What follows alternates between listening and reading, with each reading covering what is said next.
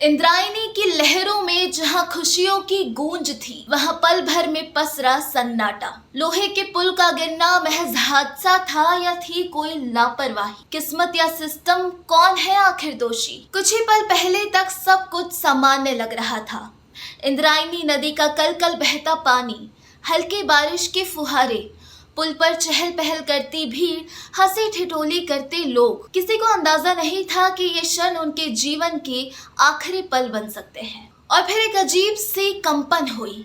लोहे की सरसराहट, अचानक चीख पुकार, और पल भर में पुल जमीन छोड़कर नदी में समा गया।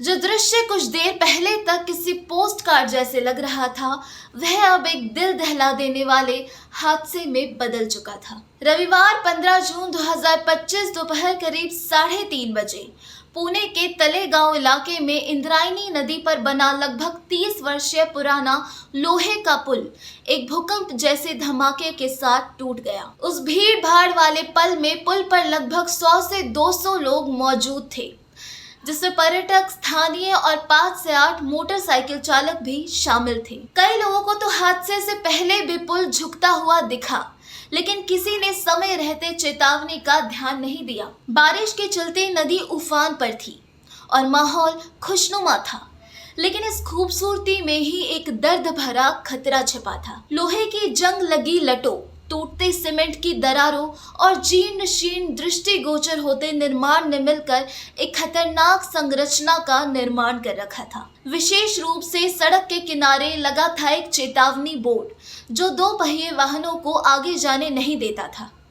पर बावजूद इसके वहां मोटरसाइकिलों की मौजूदगी स्पष्ट रूप से सुरक्षा नियमों की अनदेखी थी। धमाके के बाद भगदड़ मच गई।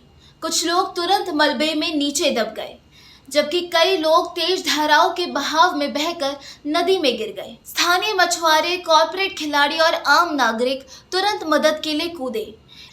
एक मछुआरे ने खुद नदी में कूदकर 5 लोगों की जान बचाई। एनडीआरएफ, दमकल, पुलिस और स्थानीय प्रशासन की टीमों ने मौके पर पहुंचकर 50 से अधिक लोगों को सुरक्षित निकाल लिया, जबकि 4 लोगों की दर्दनाक मौत हुई, जिनमें एक 5 वर्षीय बच्चा भी शामिल था। लगभग 51 लोग घायल हैं, जिनमें से कुछ का उपचार आईसीयू में चल रहा है। इस घटना को लेकर राजनीतिक और प्रशासनिक स्तर पर भी तीव्र प्रतिक्रिया हुई। मुख्यमंत्री देवेंद्र फडणवीस ने गहराई से दुख जताया और मृतकों के परिवारों को 5 लाख रुपए का मुआवजा व घायलों के इलाज की जिम्मेदारी सरकार ने ली। उप मुख्यमंत्री अजीत पवार ने पुल के जंग खाए जर्जर ढांचे को दुर्घटना की मुख्य वजह बताया और जांच के आदेश दिए। केंद्रीय गृह मंत्री अमित शाह व पीएम मोदी ने भी मुख्यमंत्री फडणवीस से स्थिति की जानकारी ली और केंद्र की ओर से हर संभव सहयोग का आश्वासन दिया।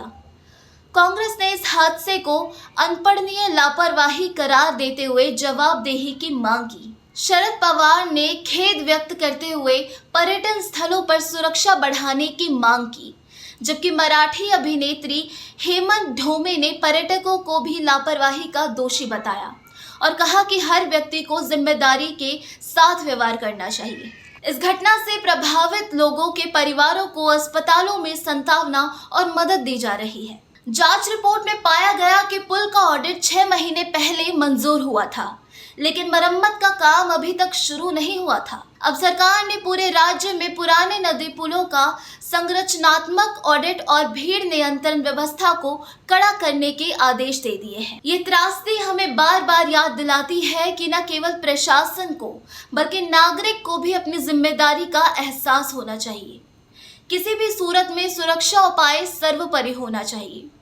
खूबसूरत पर्यटन स्थलों पर जाने से पहले क्या वो स्थल खूबसूरत के साथ साथ सुरक्षित है भी या नहीं, यह सवाल हमेशा हमारे मन में होना चाहिए।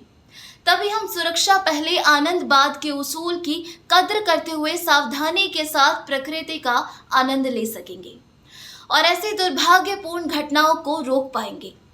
इस खबर पर आपकी क्या राय है, हमें कमेंट कर जरूर बताएं। साथ ही चैनल पर अगर नए हैं और ऐसी लेटेस्ट अपडेट्स को जानने में रुचि रखते हैं, तो अभी जाकर हमारे चैनल द इंडिया टाइम्स को सब्सक्राइब कर लें। धन्यवाद।